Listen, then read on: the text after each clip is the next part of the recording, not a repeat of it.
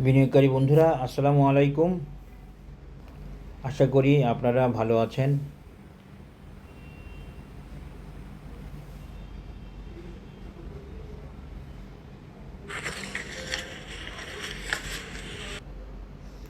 আমি এখন আপনাদের সাথে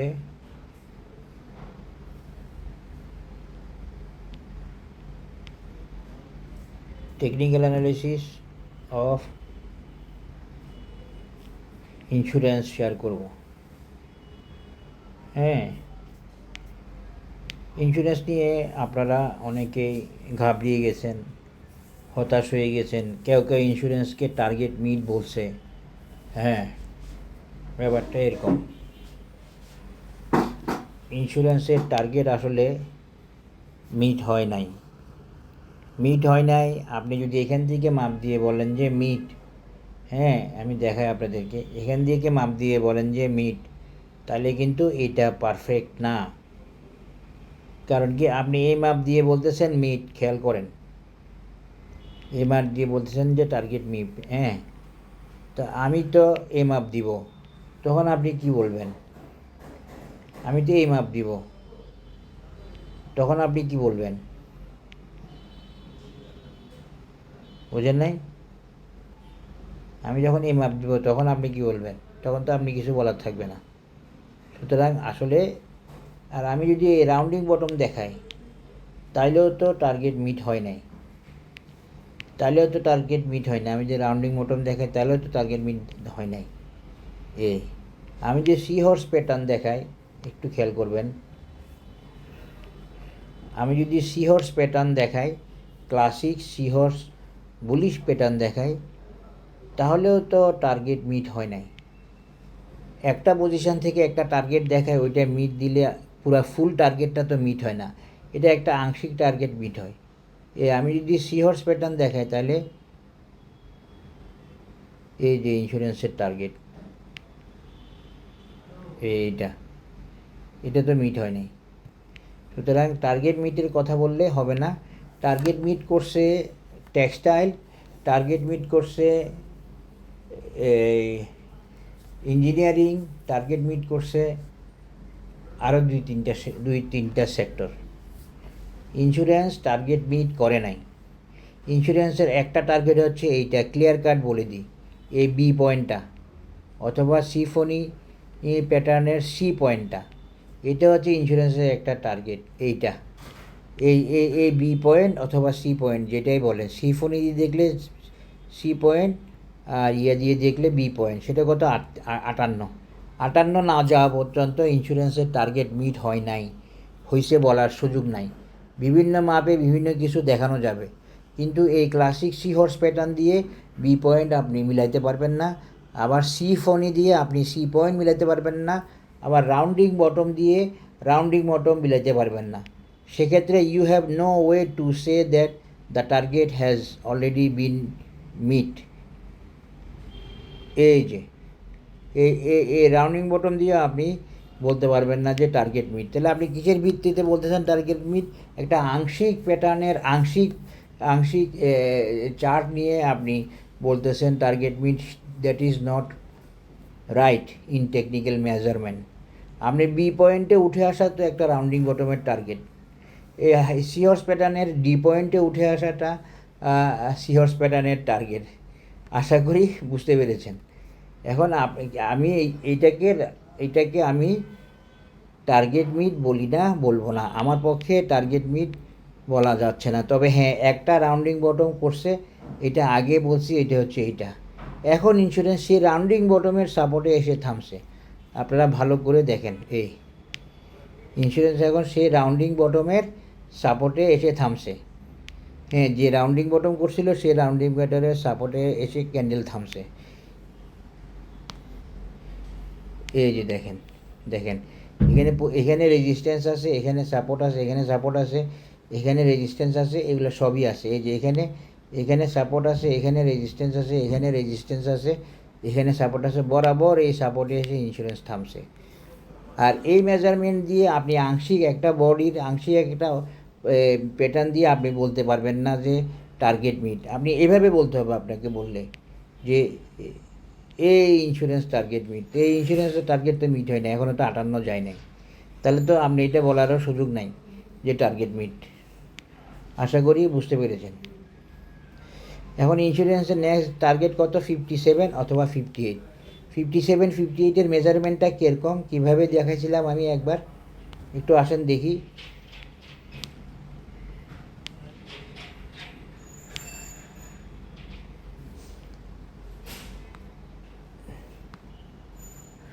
দেখবেন কিভাবে মেজারমেন্ট ওয়াইজ এই প্যাটার্নটা ওকে হয়, ক্লাসিক সিফোনি বুলিশ প্যাটার্ন। দেখেন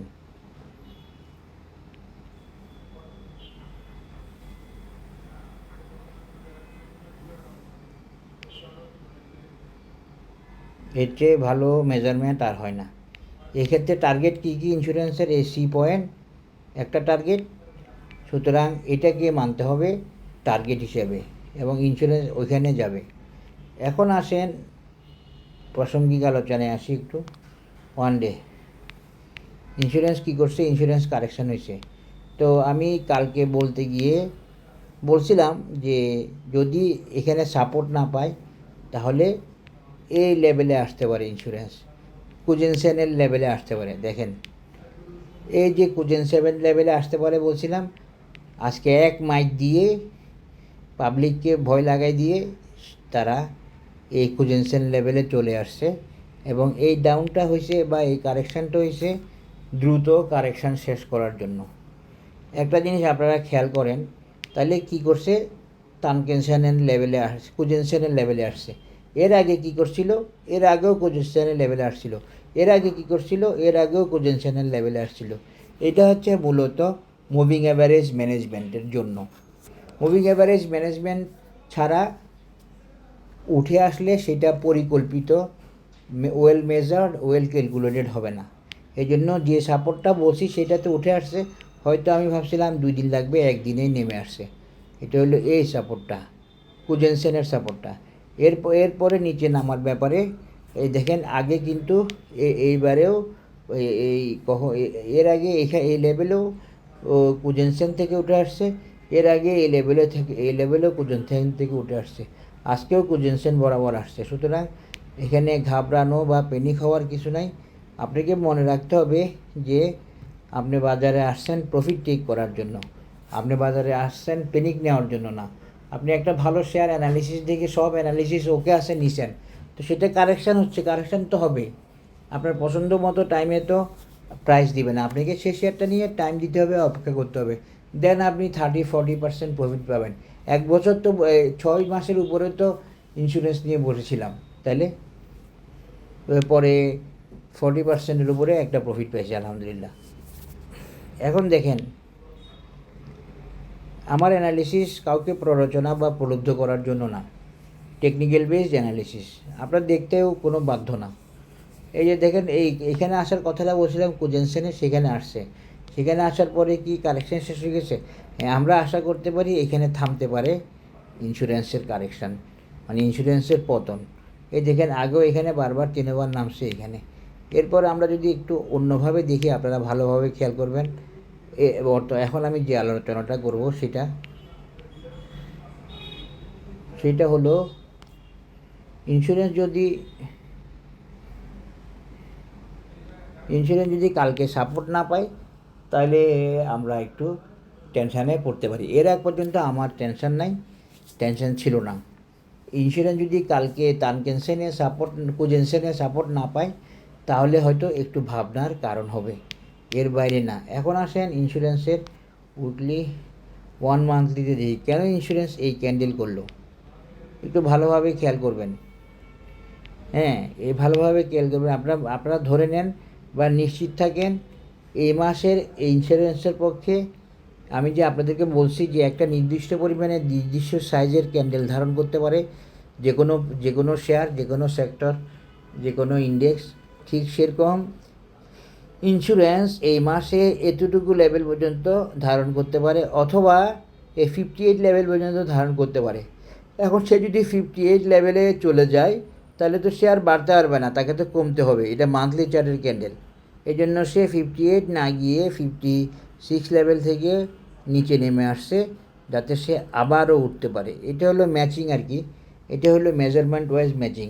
এই মাসে ইন্স্যুরেন্সের পক্ষে হয়তো বা এই টপ লিমিট অথবা 58 যাওয়া সম্ভব ছিল না বা সম্ভব না, কারণ সে টেকনিক্যাল সাপোর্ট পাবে না, হয়তো বা না।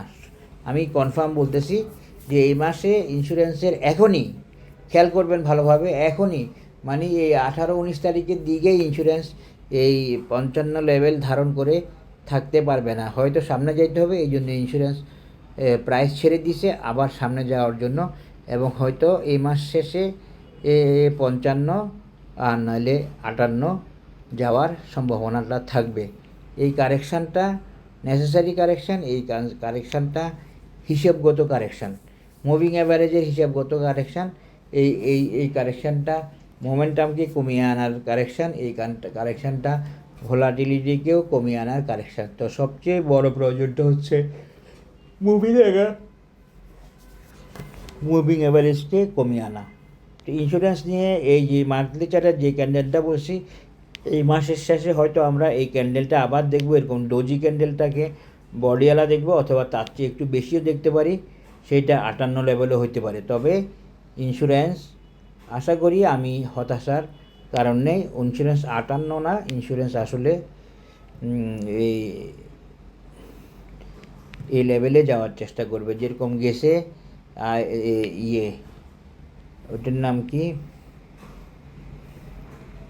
ইউনিয়ন ইন্স্যুরেন্স গেছে 0.618 লেভেল পর্যন্ত, ইন্স্যুরেন্সও 0.618 লেভেল পর্যন্ত যাওয়ার চেষ্টা করবে, সেটা যেটা 62 বা 63 লেভেল। এটার পরে আমি ইন্স্যুরেন্সকে কারেকশান হবে বলবো, বা আমার পলিসিতে, আমার মেজারমেন্টে, আমার অ্যানালিসিসে ইন্স্যুরেন্সের মূল রেজিস্ট্যান্স হচ্ছে 0.618, 62 অথবা 63 লেভেল। আশা করি বুঝতে পেরেছেন। সবাই ভালো থাকবেন, এর বেশি আর কোনো আলোচনা নাই। এবং ইন্স্যুরেন্সের রেজিস্ট্যান্স একটা এইখানে সি পয়েন্ট, এটা সবাই জানে। আল্লাহ হাফেজ, আসসালামু আলাইকুম। আসেন।